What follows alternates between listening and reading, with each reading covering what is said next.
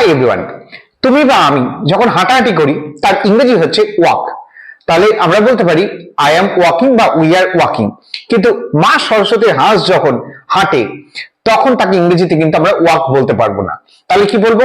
The ডাক is ওয়ার্ডলিং, the ডাক is ওয়ার্ডলিং। Frog, ব্যাং যখন হাঁটে সেটাকে কিন্তু আমরা হপিং বলবো, আমরা কিন্তু ওয়াকিং বলবো না। So the frog is hopping.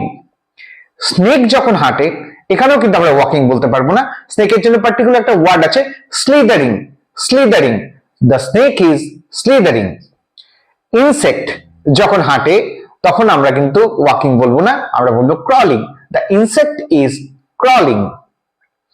ঘোড়া যখন হাঁটে বা দৌড়োয় আমরা বলবো the horse is trotting, the horse is trotting. Interesting না? আমরা অনেক ভুল বলি, একদম ভুল বলবে না। সঙ্গে থাকো। Thank you everyone, follow for more.